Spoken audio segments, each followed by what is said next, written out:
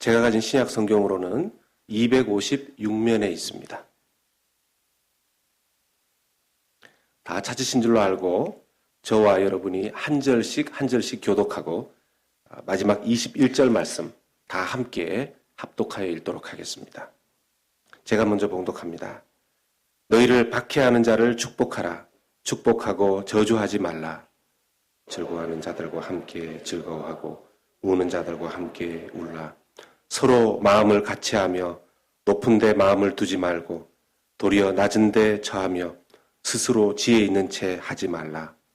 아무에게도 악을 악으로 갚지 말고 모든 사람 앞에서 선한 일을 도모하라. 할 수 있거든 너희로서는 모든 사람과 더불어 화목하라. 내 사랑하는 자들아, 너희가 짓는 것을 하나님의 진노하심에 맡기라. 기록되었을 때 원수 갚는 것이 내게 있으니 내가 갚으리라고 주께서 말씀하시니라. 내 원수가 줄이거든 먹이고 목마르거든 마시게 하라. 그리함으로 내가 숯불을 그 머리에 쌓아 놓으리라. 악에게 지지 말고 선으로 악을 이기라. 아멘. 오늘 이 말씀 가지고 우리 강사 목사님 전천후 승리자로 하는 제목으로 말씀을 전해주실 텐데 나오시면 드려진 예물 위해서 먼저 봉헌기도 해주시고 오늘 말씀 계속 증거하시겠습니다. 기도하겠습니다. 하나님, 정말 예물 봉헌하고 싶었는데 호주머니가 비어서 아픈 마음을 갖고 앉아있는 그 마음을 예물보다 더 귀한 예물로 받아 주옵소서. 그리고 아무리 드려도 마르지 않는 물질의 은사를 허락해 주시고 드리고 또 드려도 또 드리고 싶은 헌신의 믿음을 허락해 주옵소서. 봉헌한 손길마다 형편과 처지를 아시는 주님, 그 오른손에 영권 지어주셔서 나를 이기고 세상을 이기고 마귀를 이기게 하시고 그 손에 물권을 지어주셔서 열방의 재물과 바다의 풍부가 그 손에 임하게 하옵소서. 발걸음마다 사람 잘 만나는 인권의 복을 허락해 주옵시며 가정마다 물된 동산 같게 하시고 자녀들은 샘 곁에 무성한 가지 같게 하옵소서. 오늘 또 연약한 종이 귀한 강단에 섰습니다.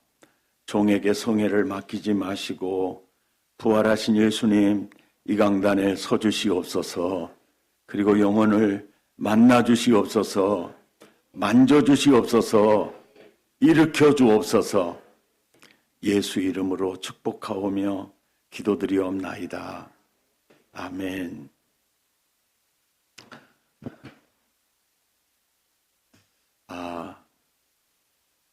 오늘 말씀의 제목이 전천후 승리자로 우리가 살 수 있을까? 우리가 살다 보면 가정에서 또 직장에서 또 혹은 교회에서 나와 취향이나 사상이나 신앙이나 나가 딱 맞는 사람이 존재하기는 어렵거든요. 이상하게 갈등이 있게 되고 이제 그런 상황에서도 그저 전천후 승리자로 살아갈 수가 있을까? 근데 사실은 우리가 다른 사람을 바꾸는 건 불가능한 일이에요. 여러분, 아내를 바꾸기 위해서 5개년 계획 세워가지고 성공하신 분 계신가요? 없어요. 남편을 내 스타일대로 만들기 위해서 5개년 계획 세우고 성공한 사람 저 지금까지 본 적이 없어요. 아내와 남편은 내버려 두고 내 뱃속으로 난 내 자식도요. 그 내 마음대로 안 돼요. 인정하시지요? 그러니까 내 주변에 있는 사람을 내가 바꿔야 되겠다 생각하는 그 꿈은 안 갖는 게 오히려 속이 편합니다. 이게 남편이든 아내든 이대로 살아야지 어떻게 하겠냐. 그럴 때 행복의 문이 열립니다. 설교는 듣고 계십니까? 근데 가장 중요한 건 뭐냐면 내 아내, 내 남편, 또 직장 동료, 또 교우들 뭐 다양한 사람이 존재를 하거든요. 그런데 내가 있잖아요. 내가 그냥 누구를 만나든 내가 내 자신이 수용성이라고 할까요? 이것만 있으면 돼요. 예, 어떤 아내가 하루는 이제 세탁하기 위해서 아내 양복 이게 뭐가 있나 봤더니 지갑이 나왔어요. 이 왼수 돈 얼마나 짱박아 갖고 다니는가 봤더니 돈은 한 푼도 없고 자기 처녀 때 그 너무 예쁘게 찍은 사진이 이 딱 그 지갑 안에 있는 거예요. 그래서 와, 이 왼수가 그래도 나를 사랑한가 봐.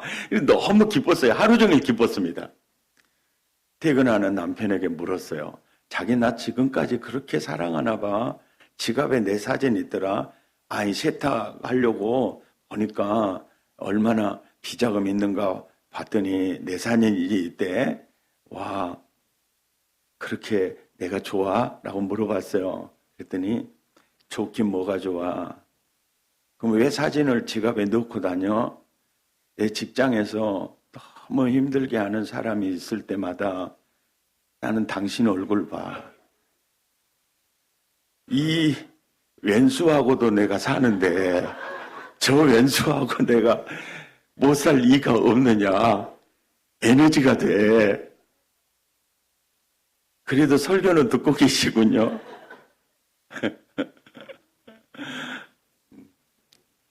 오늘 설교는 스토리텔링 썰문입니다.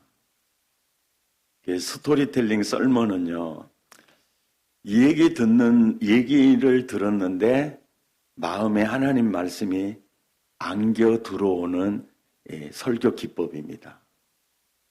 괜찮으시겠습니까? 그러니까 왜 제가 이걸 먼저 밝히느냐 하면 하나님 말씀 전하라고 강사로 초청했더니 맨날 지 얘기, 지 집구석 얘기만 하고 자빠져 있다가 끝나고 갔다. 이런 오해를 받을 수 있기 때문에 먼저 밝힙니다. 스토리텔링 이야기 설교는 이야기를 들었는데 끝나면 말씀이 가슴에 안겨져 있어요. 굉장히 좋은 설교의 한 방법입니다. 여러분, 저희 엄마 두드러 팼던 배달은 삼형제 과연 어떻게 됐는가 혹시 궁금하지 않으세요? 그래서 이 멀리 달라스까지 또 나를 오라갈까 싶어서 제가 지금부터 말씀드리겠습니다. 교회를 엄마가 그 배달한 삼형제들의 공격 때문에 지푸라기라도 잡는 심정으로 교회 갔다가 하나님 만난 거예요. 그리고 예수님을 딱 만나고 보니까 달라진 게 두 가지예요. 하나는 아버지 생각하고 늘 울었던 눈물이 뚝 끊어졌다는 거. 예수님이 진짜 신랑이셨어요. 그리고 또 하나, 배다른 삼형제가 공격에 올 때 고양이 앞에 쥐와 같았던 우리 엄마가 고양이 앞에 쥐가 호랭이로 업그레이드 된 거예요. 이게 전투력이 증강이 된 겁니다. 그래서 군목이 생긴 거예요. 국민 여러분. 예.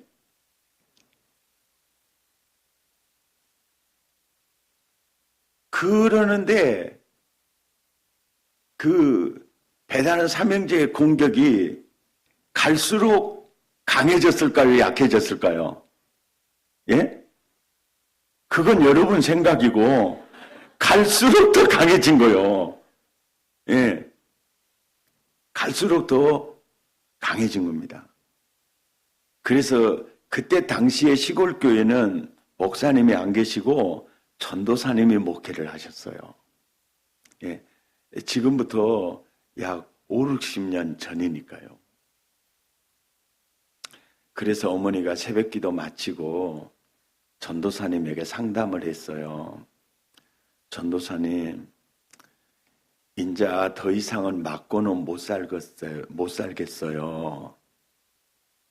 저 법원에 가서 고소하랍니다. 그럴 때 그 전도사님의 신앙과 영성이요, 지금 목사인 나보다 더 나았던 것 같아요.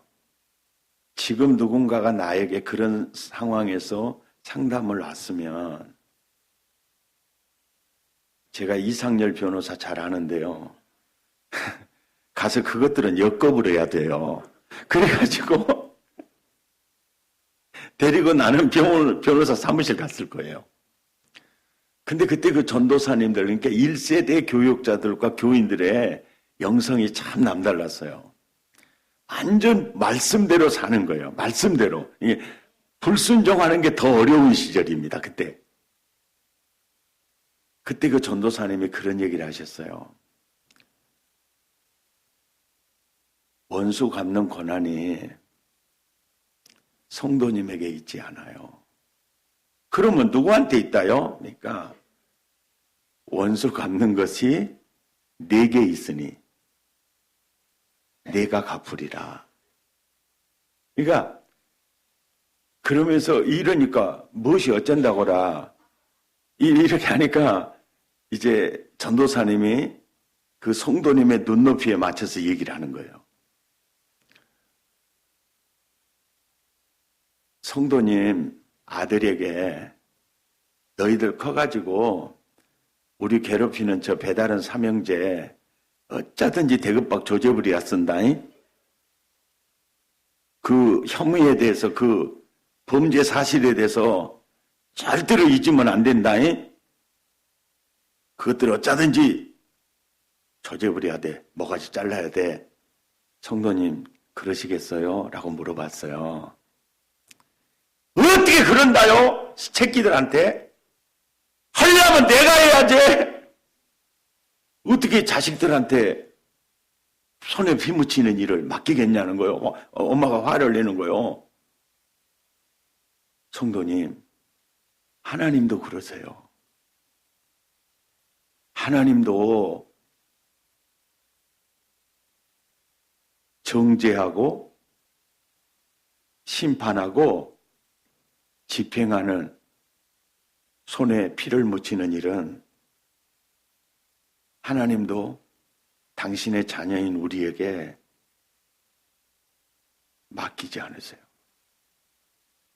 그래서 하나님이 얼마나 좋은 분이냐면은 못된 것, 굳은 것, 이런 것은 다 내게로 가져라고 하셨어요. 무거운 짐도 내게로 가지고 와라. 너 괴롭히는 죄도, 너를 짓누르는 그 죄덩어리도 내게로 가지고 와라. 얼마나 힘들었니? 그 원수 갚는 것도 네가 갚지 마. 내게로 가지고 와. 이것이 하나님의 사랑이에요.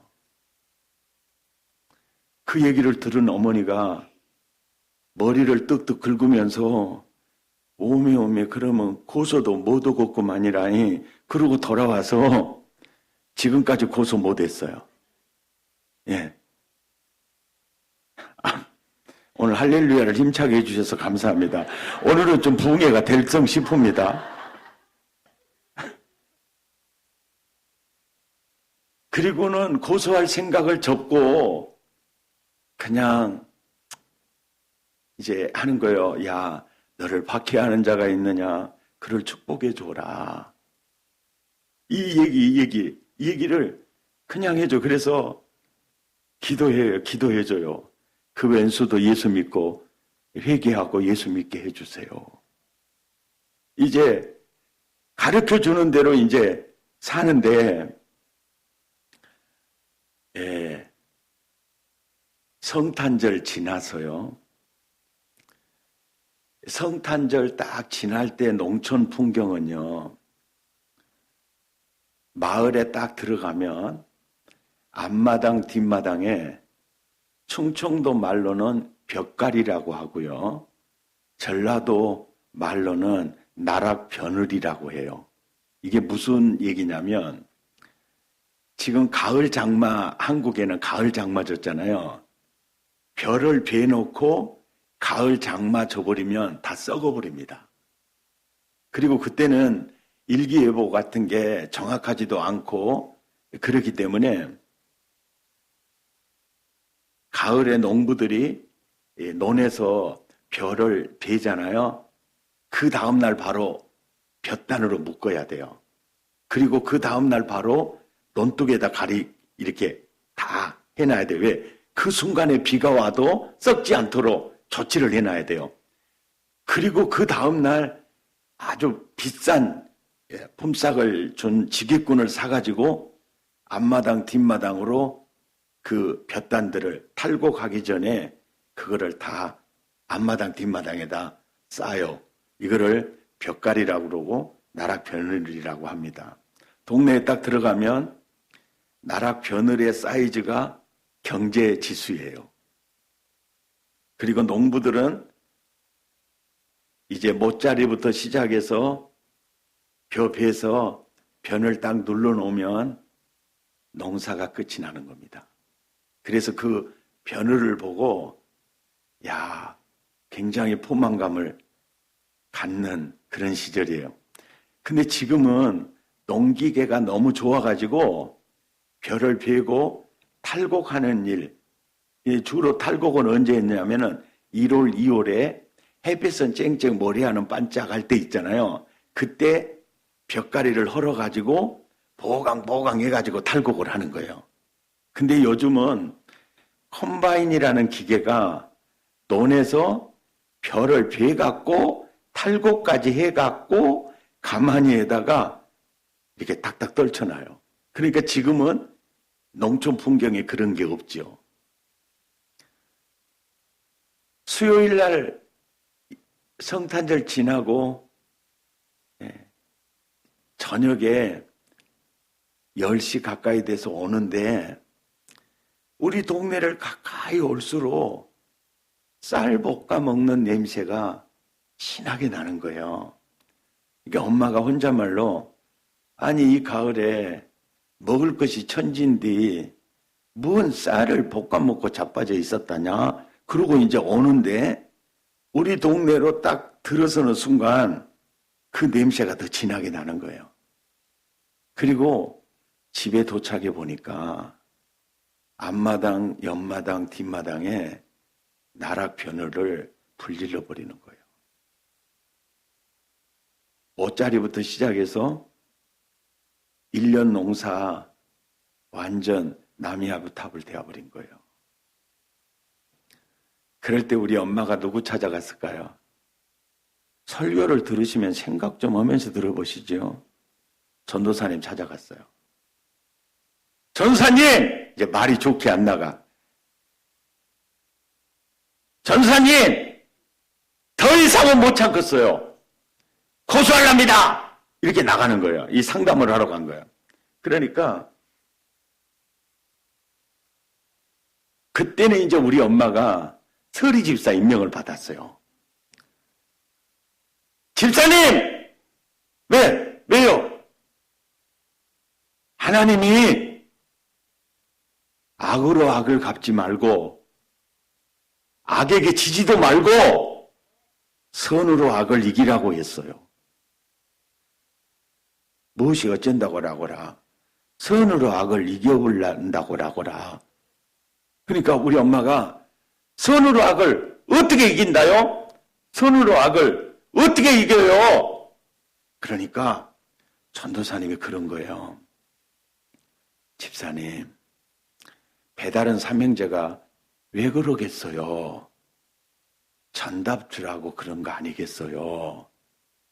그리고 집사님, 전답을 좀 주세요. 그러니까 엄마가 기가 막혀가지고 전도사님 무엇을 알고 그러시오. 내가 시집 올 때 손바닥만한 마늘씨 하나 꼽아먹을 땅도 없었어요. 찢어지게 가난한 집구석에 시집 와가지고요. 내 등골 빼가지고요. 지금 이 재산 이루었고요. 그것들 장가갈 때 거쳐 전답 떼서 출가시켰어요. 지금 있는 이 전답은 내가 낳은 육남매 키워서 여워야 될 전답입니다. 내가 시집 올 때 그 아버지가 마련한 전답이었다면 저 진직 줬어요.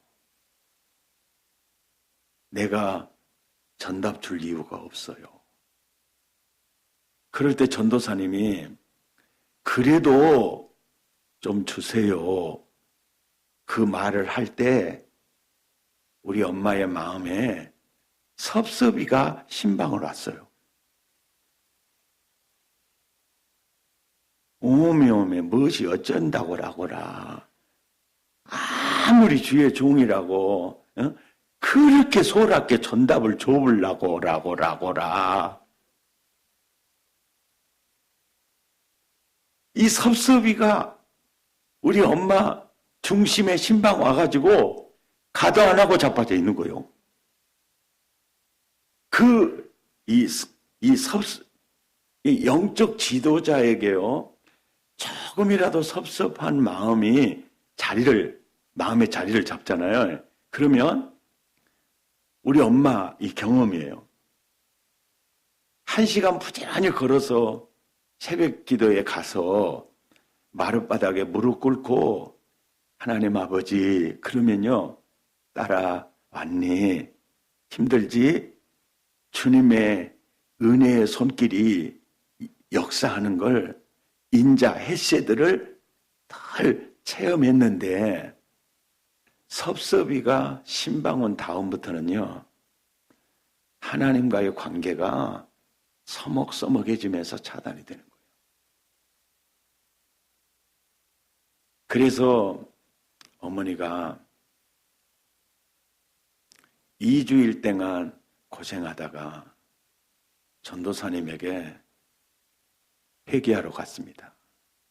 전도사님, 분명히 전도사님은 배다른 사명제를 위해서 전답을 주라고 하지 않으신 거 알고 나를 위해서 그러셨지만 저는 그게 너무 섭섭해가지고 기도해도 기도가 안 되고 예배 때마다 주님 만났던 은혜도 없고 전도사님, 저 이러다가 죽을 것 같아요. 전도사님, 용서해 주세요. 그럴 때 전도사님이 집사님, 제가 집사님이라고 해도 섭섭했을 거예요. 저도 집사님에게 그 말 해놓고 지금까지요 2주간 저 밤잠 설쳤습니다. 저는 집사님의 그 섭섭한 마음 충분히 이해해요. 그러나 성경 말씀을 가지고 집사님을 대해야 될 내 입장에서 그렇게 말씀드릴 수밖에 없었어요. 엄마가 마음이 풀렸어요. 그리고 물었습니다. 전도사님 말씀대로 제가 전답을 좀 주겠습니다. 당시에 저희 어머님 시대에는요, 불순종이 순종보다 더 어려웠습니다. 제가 드리겠습니다. 그리고 그냥 드려보면 쓸 것인데 그걸 또 얼마나 주면 좋겠냐고 물어봤어요. 전사님, 내가 얼마나 주면 좋을까요? 이렇게 이제 순수한 거예요. 그러니까 그 전도사님이 이랬다. 그러니까 그 전도사님이 굉장히 성령 충만한 사람이었나 봐요. 이왕이면 많이 주세요. 그런 거야. 왜? 많이 주면 하나님이 많이 갚아줄 거다고. 그러니까 이왕이면 뼈아래 눈물만큼 주지 말고, 예? 그러니까 성경에 보면 너희가 누군가를 도와줄 때 힘있게 도와주라는 말이 있잖아요. 그러니까 이런 말에 의해서 이왕이면 많이 주세요. 더 큰 섭섭이가 들어와 버렸어, 이제. 이왕이면 많이 줘보려고라고라.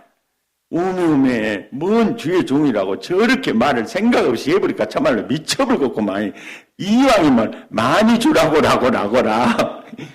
더 큰 섭섭이가 들어와가지고 전에는 전도사님이 찬양만 인도해도 은혜가 됐고 말씀을 전하면 그 말씀이 영혼에 팍팍 들어오는데 더 큰 섭섭이가 들어간 다음에는요 한마디도 들어오지 않아요.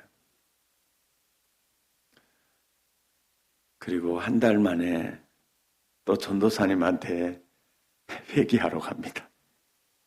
전도사님이 뭔 죄가 있다고 날 위해서 했던 그 충언들인데 제가 잘못했어요. 그러고 큰아들한테 논 2,000평이요 10맞이기를 줬습니다. 그리고 둘째 아들한테는 1,000평 5맞이기를 준 거예요.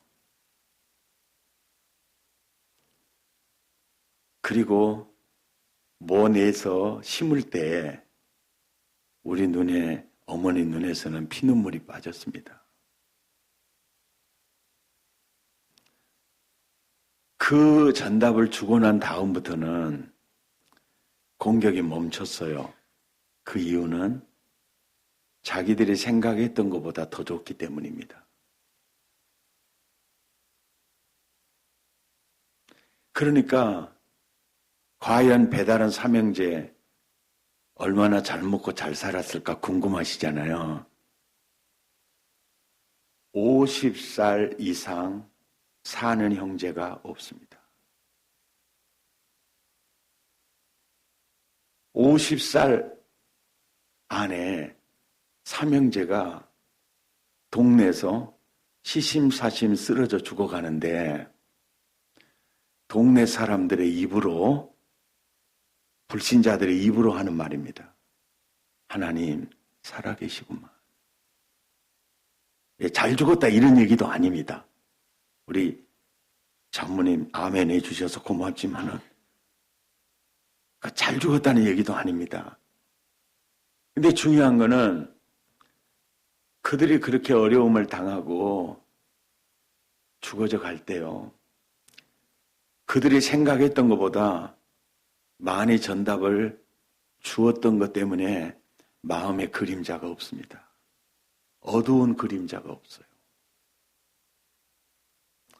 가끔 형수님, 그 형수님, 배달하는 형수님 만나면 용돈도 드립니다. 예. 그들이 어려움을 당해도 그들이 생각하는 것보다 더 좋기 때문에 마음에 그림자가 없어요. 전답은 줬는데 얼마나 우리 가정과 내가 행제하게 됐는가 지금부터 말씀드리겠습니다. 어머니가 오후에 마당에서 동네 애들을 다 데리고 땅 따먹기를 하는데 그날따라서 땅이 억수로 많이 따지더라고요. 기분이 아주 째졌는데 부엌에서 불을 떼고 밥하시는 엄마가 동조야 불러. 어째 불러요? 땅을 얻으려고 따놨는데. 그러니까 엄마가 아야 그 땅은 아무리 많이 따도 네 땅 안 될 것이다.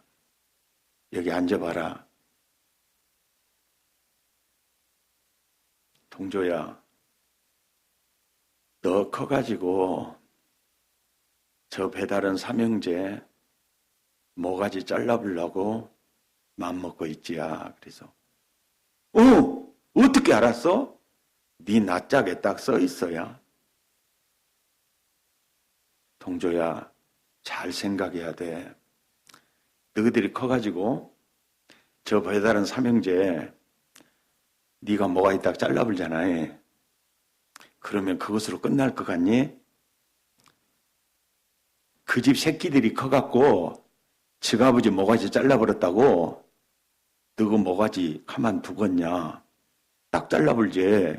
그러면 너그 집 새끼들이 커갖고 지아버지 모가지 잘라버렸다고 저 새끼들 잘라볼 거 아니냐? 듣고 보니까 그 말이 딱 맞아요. 그러겠는데 그렇게 원수를 갚는 것은 후환을 남기는 좋은 방법이 아니야. 그러면 어떻게 갚아야겠어? 물어보니까 네가 커갖고 검사나 판사만 되면 저것들은 차로 졸지게 하는 거야. 그때 저는요, 검사나 판사는요, 맘만 먹으면 된 줄 알았습니다. 걱정하지 마라, 걱정하지 마라. 검사, 판사, 알았어. 나 땅 따먹기에 하러 갈라네. 아야, 그 땅은 아무리 마든니 따도 네 땅은 안 될 것이다. 그래서 땅을 땄어요. 저희 어머니가 저녁 예배, 우리 주일학교 예배가 있고 작년 저녁, 주일 저녁, 수요일 저녁 예배가 있잖아요. 엄마가 꼭 저녁 예배를 데리고 가려 그래요. 동조야, 오늘 저녁 예배 같이 가자. 그러면 안 가. 갈 일도 깝깝한데 올 일은 더 깝깝하고 안 간다니까. 그러면 한마디 해보면 가요. 한마디가 뭐냐면, 아야, 이 밤에 누가 너금에 물어가 볼면 어쩔래? 오메 그러면 안 되지. 그래가지고 엄마 지키려고 따라놨어요. 그러면 엄마가 교회 가면서 심심하니까 그래요. 동조야, 너희들이 커갖고야 저 배달은 삼형제 모가지 딱 잘라버리잖아. 그러면 그 집 새끼들이 커갖고 저 아버지 잘라버렸다고야? 너희들 잘라볼 거 아니냐? 그러면 너희 집 새끼들이 커갖고 또 저 새끼들 잘라볼 거 아니냐? 그러면 백시가문에 칼이 떠나가냐 안 떠나가냐? 안 떠난다께? 그러니까 그렇게 원수 갚는 방법은 후환을 남기는 안 좋은 방법이니까 네가 검사나 판사만 되면 되는 거야. 알았냐? 알았어! 걱정하지 마라. 그리고 이제 예배 드리고 오는 길이에요. 동조야, 너희들이 커갖고야 저 새끼들 칼로 뭐가 잘라면아 그 집 새끼들이 커갖고야 저 새끼들 잘라 너희 집 새끼들이 커갖고 저 새끼들 잘라 백시가문에 칼이 떠나가냐 안 떠난다께? 그렇게 원수 갚는 것은 안 좋은 방법이요. 네가 검사나 판사만 되면 되는 거요. 알았냐? 알았어! 걱정하지 마라. 집에 돌아왔어요. 이제 이불 속에 들어갔습니다. 여러분, 1시간 걸어갔다가 1시간 예배드리고 1시간 걸어왔으니 대급박어요. 벽에다 대는 순간 샷다가 내려와요. 근데 우리 엄마는 안 내려와.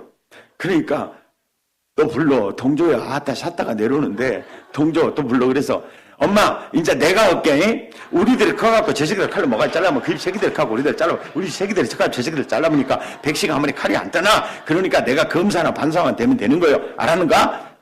그러니까 우리 엄마가 그리고 나 건들지 마라 이제 잘라내 그러고 이불 뒤집어 쓰고 자는데 엄마가 이불을 손에서 내가지고 내 머리를 쓰다듬으면서 아따 이 새끼는 어쩌면 그렇게 말도 잘했구나. 너는 진짜 검사나 판사가 될 것이다. 그러고 그때 너무 많이 쓰다듬어가지고 이렇게 돼버린 거예요. 예. 그런데 이 얘기가요. 한 달, 두 달로 끝났는지 않아. 1년, 2년으로 끝나지 않아. 틈만 있으면 그래요. 틈만 있으면. 저는 사실 어렸을 때요. 전라도 단술은요. 경상도 단술 개념이 아니에요. 전라도에서 단술은 막걸리 씌어서 못 먹는 막걸리 있죠. 그리고 보리밥 씌어서 못 먹는 보리밥 있죠. 이것을 칵테일 해갖고 도구통에다 갈아요. 그래가지고 삿갈이 쳐서 끓여. 그것이 단술입니다. 이 주로 쉘참으로 그 단술을 해요. 그러니까 막걸리 신 거, 또 뭐 보리밥 신 거 옛날에 버린 적이 없어요. 이거를 단술로 만들어가지고 아침에 그래요. 동조야, 해가 저만큼 뜨면은 개떡하고야 단술 갖고 와라니. 알았어. 그러면 이제 개떡은 동생들한테 들려요. 그래 먼저 가라 그래. 단술 주전자는 내가 들고 갑니다. 아, 빨리빨리 가야 해놓고, 빨리빨리 가야 해놓고, 뭐예요? 그러는데, 밭에 딱 도착하면, 엄마가 가장 먼저 주전자 확인을 해요. 아니, 아침에 가득 있었는데, 어떻게 이렇게 줄어버렸다냐? 모르겠는데, 그러니까, 오메, 저 새끼 눈깔 빙글 간 거 봐야. 네 오면서 다 퍼먹어버렸지. 그래. 그때부터 보니까 하늘이 빙글빙글 도는 거요. 오메, 저 새끼 술 취해버렸어요. 나는 어렸을 때 단술로 술을 배웠어요. 저는 어린 시절에 참 못 잊을 코미디가 뭐냐면은 그 막걸리 이렇게 받아내는 술찌개미 있잖아요.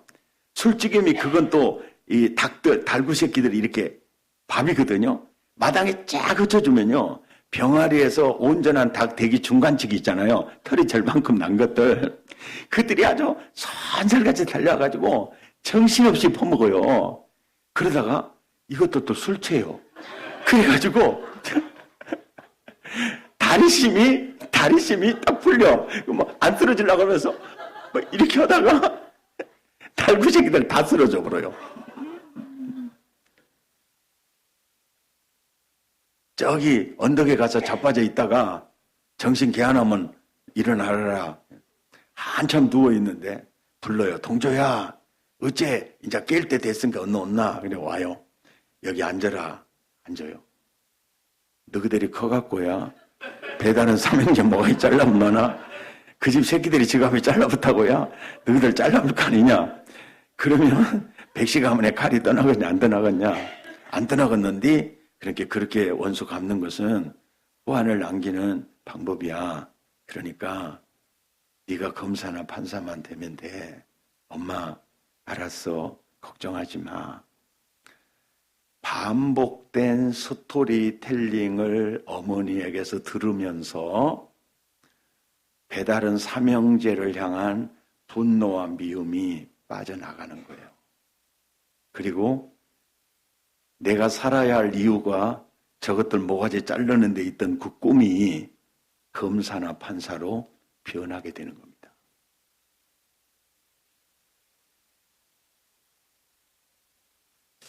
그래서 저는 그 생각을 했어요.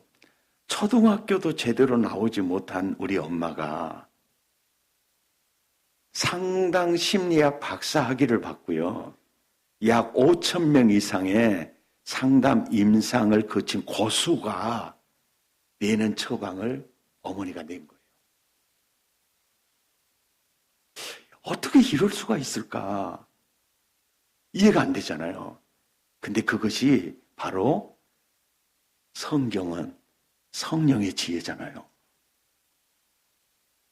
그 성경을 우리 어머니 눈높이에 맞춰서 전도사님이 가르쳐주고 엄마는 우리 어린 나의 눈높이에 맞춰서 계속 반복된 스토리텔링을 통해서요. 내 가슴에 시퍼런 분노의 칼을 뽑아주는 겁니다. 그리고 네가 살아야 할 이유는 검사나 판사야. 꿈을 심어주는 겁니다. 제가 중학교 2학년 때 병들어 죽어져 가요. 어떤 희망도 없는 상황인데 그때 예수님 만났어요. 그리고 학교에서 자퇴를 당했으니까 공부하는 피를 던져버릴 수 있잖아요. 그런데 나는 절대로 공부하는 피를 던질 수 없어. 왜? 나는 검사나 판사가 되어야 하니까. 그래서 고등학교 졸업까지 검정고시를 통해서 대학 진학의 길을 열었던 겁니다. 엄마가 스토리텔링을 통해서 분노의 칼을 뽑아주고 그거를 꿈으로 심어놨던 그 꿈이 나를 이끌었던 겁니다. 오늘 로마서 이 말씀이 악으로 악을 갚지 마라. 선으로 악을 이겨라. 악에게 지지 말고 반드시 손으로 악을 이겨라. 원수가 줄이거든 먹이고 헐벗고 있거든 입혀주어라. 오늘 현대인들에게 이 말씀은 결코 매력 있는 말씀이 아니에요. 아마 부흥에 오는 목사님 중에 이 본문으로 설교한 분 없을 거예요. 그런데 제가 전도사님이 깨닫는 그 원리를 어머님에게 가르쳤고 어머님은 그 말씀 그대로 순종했으며 그 어머니는 나의 눈높이에 맞춰서 스토리텔링을 통해서 해줬던 이것이요 내 인생을 일으켰습니다. 아멘. 이야, 따라잡다. 이야, 하나님 말씀이 묘수구나. 진짜 묘수였어요. 네. 예. 진짜 묘수였어요.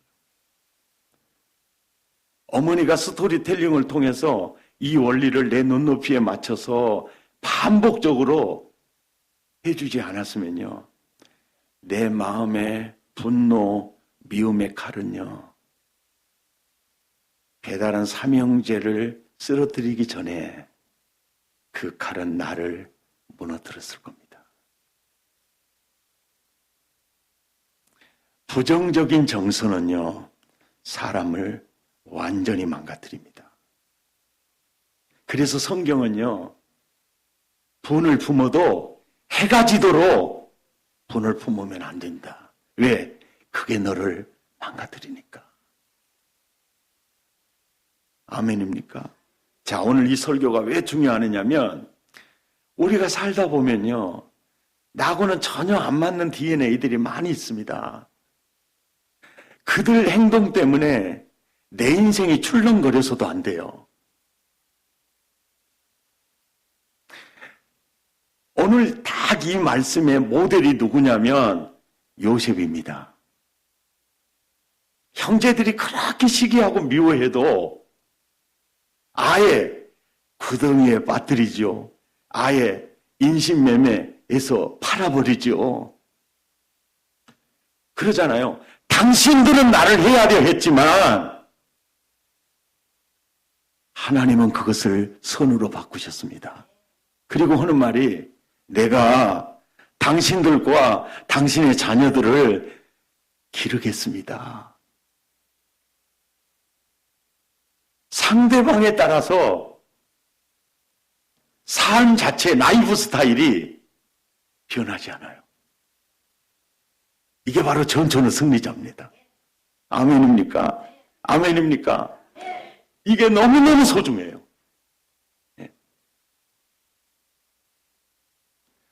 당신은 나에게 해를 끼쳤지만 아니야.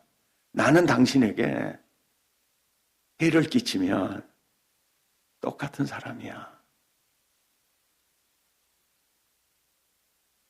그러니까 악으로 다가오는 사람에게 항상 응수는 선으로 합니다.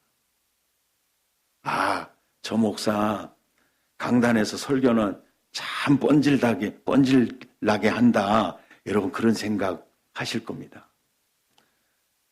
여러분 이제 제가 와서 왜 이렇게 미리 나온지 아세요? 빨리 나올 수 없는 내 속도이기 때문에 미리 나온 거예요. 국민 여러분. 예. 저는 중증 장애자입니다. 장애 상급이에요.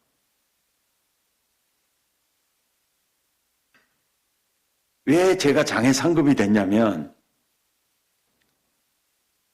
지금부터 약 30년 전입니다.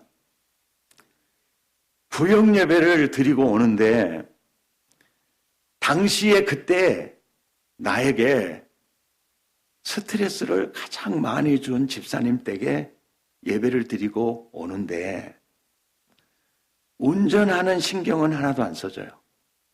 온통 머리에 그 스트레스로 가득한 겁니다.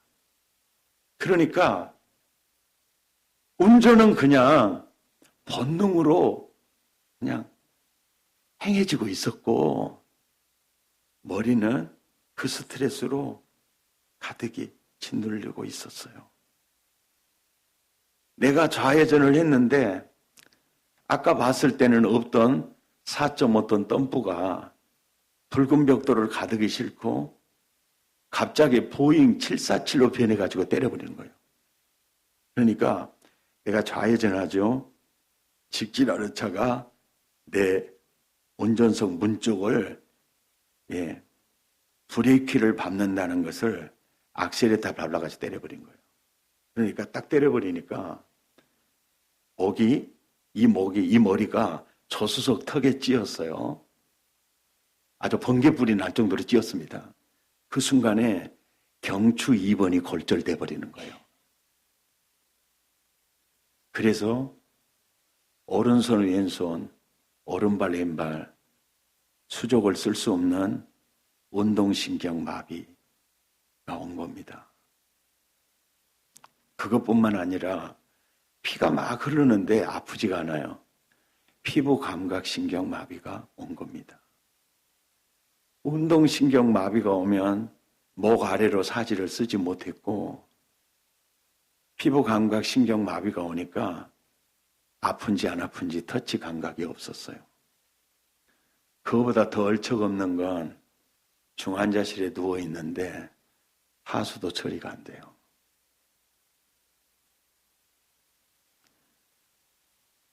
그때 집사님들이 가해자 운전수 조사해 봤더니 운전면허증 나온 지 3개월, 건재사 취직한 지 한 달, 결혼식도 하지 않고 동거생활하면서 낳았던 아이가 하나 있는데 이 청년이 처자식 먹여 살리려고 면허증 따서 건재사 취직해가지고 이러던 중에 브레이크를 밟는다는 걸 악셀레터를 밟아가지고 사고가 난 거예요. 보험은 당시 건재사 차들은 하도 사고를 많이 내니까 보험을 안 들어줬습니다. 무보험 차량이에요. 무보험 차량에 중상자가 나오면 피해자 보호 특례법에 의해서 후속 수사가 원칙입니다. 그때 내 안에 계신 주님이 그러셨어요. 야, 네 가해자 운전수 구속시킬래? 하나님, 나는 그의 과실로 이제 내가 앉을 수 있을지 걸을 수 있을지 이 내 손으로 수재 저금지를 할 수 있을지 믿을 수 있지만 그래도 가해자 운전수 집어넣지 않겠습니다. 그는 나에게 거침돌이 됐지만 나도 그에게 인생 가는 길에 거침돌이 되면 제가 신자가 아니죠. 주님이 그걸 원치 않습니다.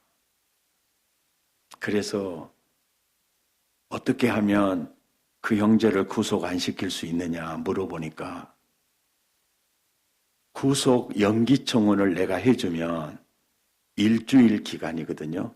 2번, 2주일은 해줄 수 있습니다. 여보, 그거 내 도장 갖다가 해드려. 그래서 구속을 시키지 않았어요.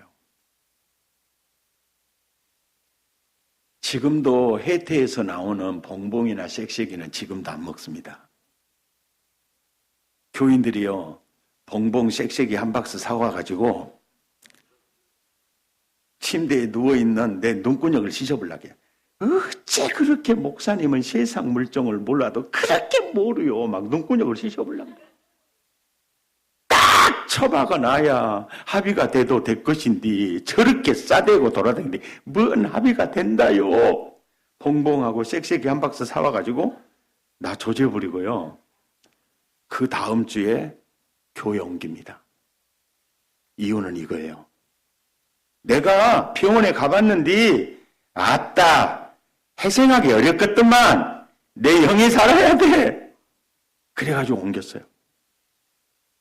그러니까 그 다음부터는요. 봉봉하고 섹시하게만 누가 사오면 무서운 거야 이제.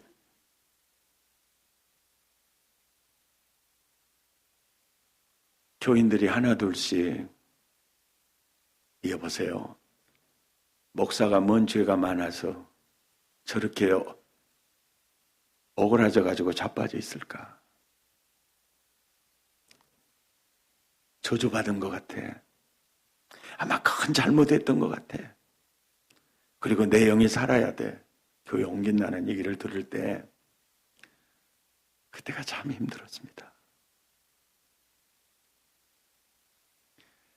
야, 그런데 하나님이요. 나를 위해서요. 노래를 하나 만들어 놓으셨는데 딱 내 노래예요. 한번 불러볼까요?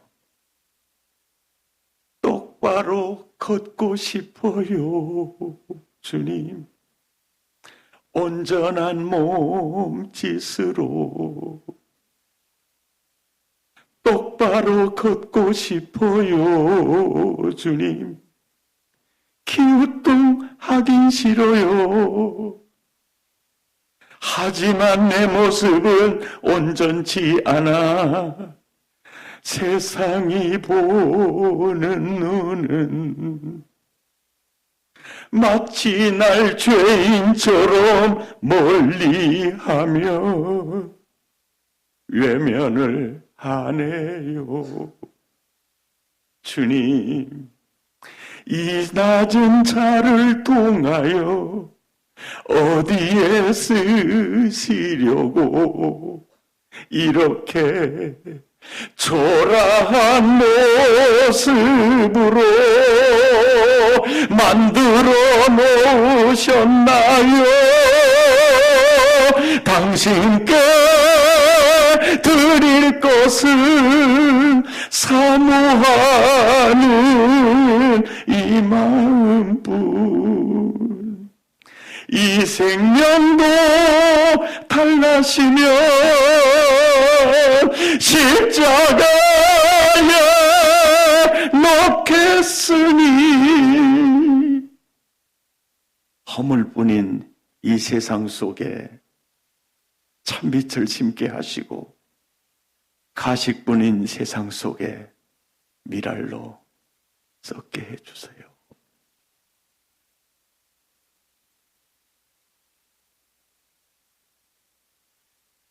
이 찬양을 하면 성령님이 내 마음을 만져요. 2주가 지났습니다. 그때 합의서를 써줘야 이제는 구속이 안 돼요. 회계 집사님을 보냈습니다. 집사님, 과도한 합의금 받아내서 이제 결혼식도 안 하고 동거생활한 그 형제가 큰 빚을 안고 그 인생을 살아간다면 얼마나 힘드시겠어요. 그를 구속시키 연기청원을 해주면서 안 시킬 때부터 나는 과도한 합의금을 내려놓았어요. 액수고를 얼마를 가두든지 많다 적다 말하면 신자로서의 목사로서의 너무나 안 좋은 모습이에요. 아, 목사나 예수 안 믿는 사람이나 다 똑같구나. 그럴 거예요. 액수가 어떠든 이 돈 마련하느라 얼마나 고생하셨어요. 저희 목사님 치료하시는데 사용하겠습니다. 그 말만 따가고 도장 찍어주세요.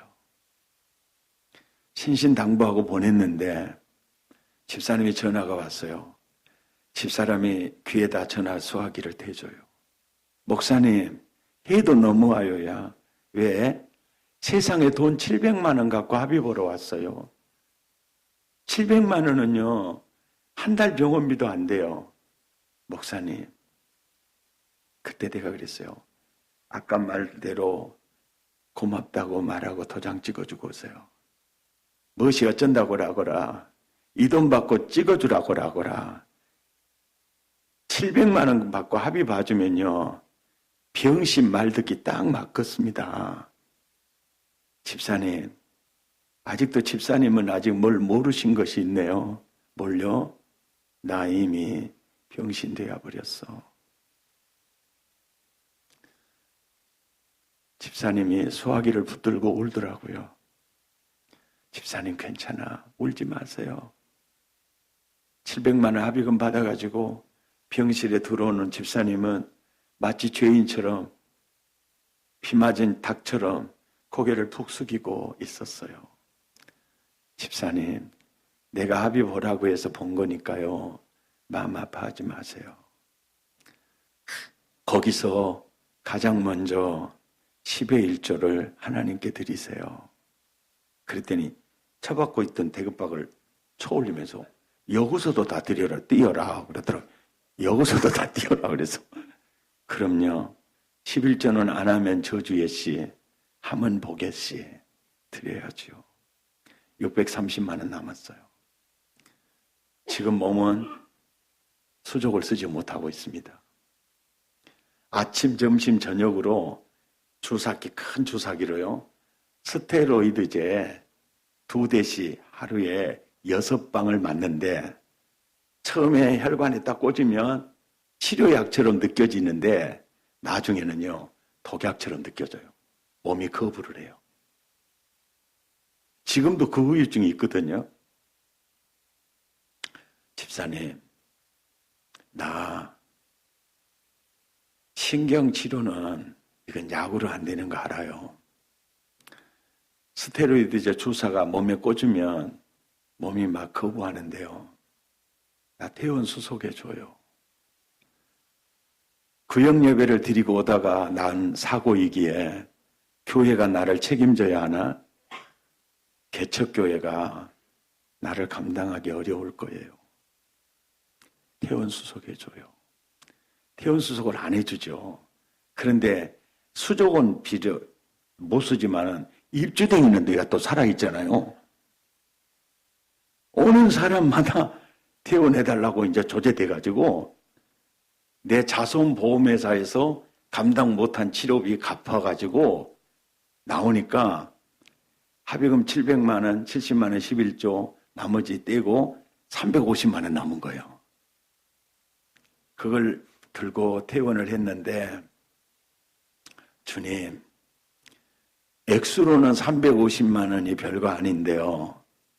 이건 내 몸값이에요. 이거는 350억보다 더 큰 돈입니다.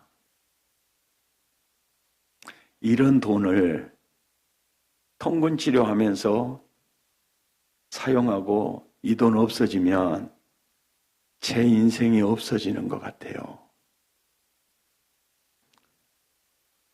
그래서 제가 하나님께 국민카드, 외환카드 빚 갚으면 딱 맞을 돈이지만 이 돈으로 빚 갚을 수는 없고요. 이 돈으로 약 사 먹고 떨어져 버리면 내 인생이 허무해져요.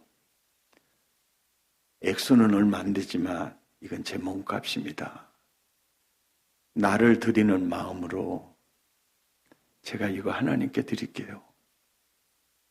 그리고 350만 원 지목원금을 드렸습니다. 그 지목이 뭐냐면 이 350만 원이 어린이 성교원 교구원금이에요. 어린이 성교원 교구원금으로 봉헌합니다. 이 350만 원을 가지고 어린이 성교원 기자재를 구입해서 예수님 재림하실 때까지 어린 영혼 구원해서 양육하는데 터가 되었으면 좋겠습니다. 그 이유는 딱 하나였어요. 어린이 성교원을 통해서 구원받은 아이가 나 같은 목사가 하나 딱 되면 번전이에요. 둘이 되면 소득입니다.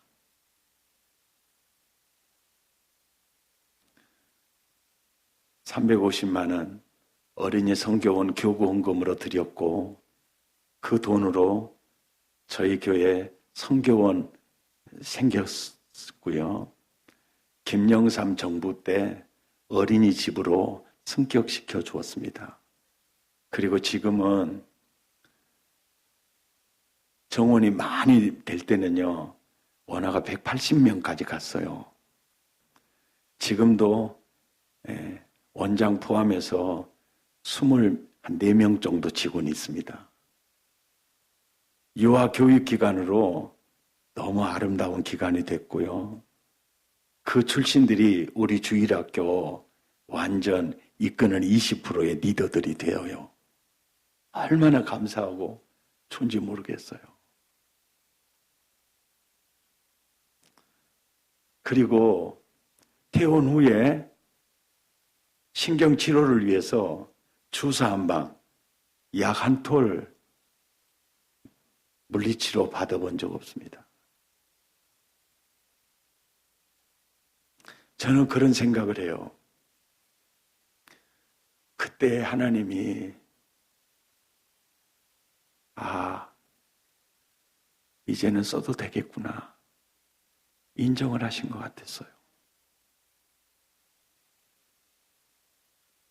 그 이후로 앉게 되고 걷게 되고 지금 여러분 앞에 서게 되었어요. 남가주 사랑의 교회 갈 때만 해도 몸이 이보다는 훨씬 더 가볍게 행동했는데요. 나이가 드니까 이제 신경이 오던 게 이게 마이너스 성장하는 것 같아요. 그걸 스스로 느껴요. 제가 생각할 때 미주 집회도 아마 이번이 마지막이 되지 않을까 그런 생각이 들어요. 계획되고 초청하고 싶은 교회들도 많이 있는데 이제는 해외 집회는 이제는 삼가해야 되겠다는 생각이 들어요. 앞으로 어떻게 될지는 모르겠어요. 주님이 하실 일이지요.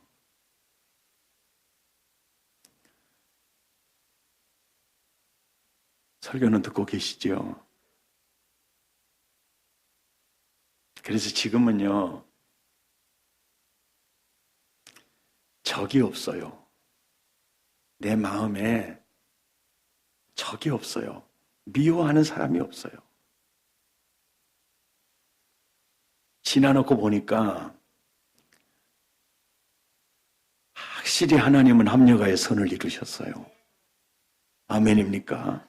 그리고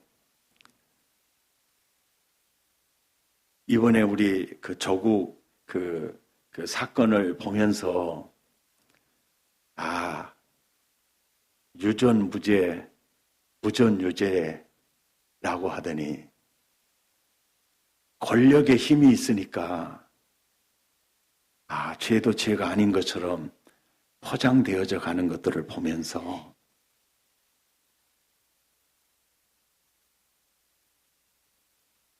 그런 생각이 들었어요.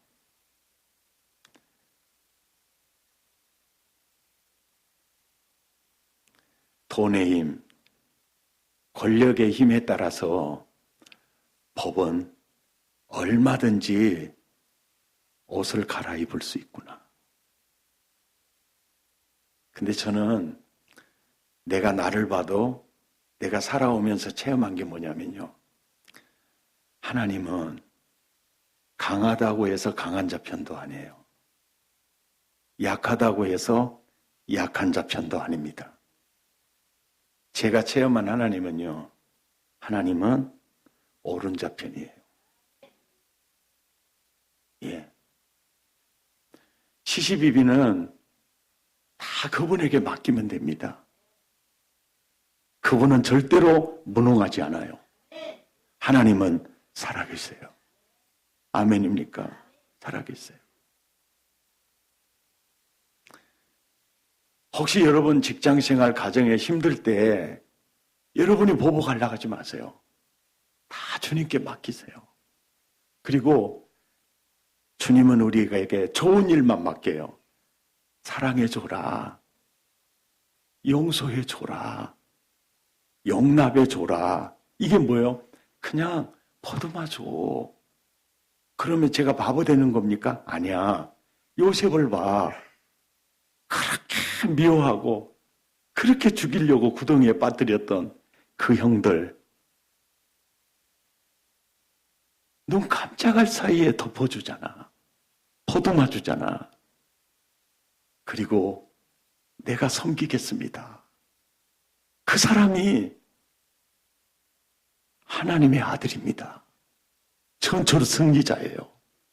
아멘입니까? 누군가에 따라서 일희일비할 거 없어요. 그저 주님만 바라보고 주님이 이끄시는 대로 뚜벅뚜벅 걸어가시기 바랍니다. 아멘. 할렐루야. 이 말씀 평생 신앙생활 하는데 나는 여러분의 디딤돌이 되기를 기대합니다. 우리 찬양하시겠습니다.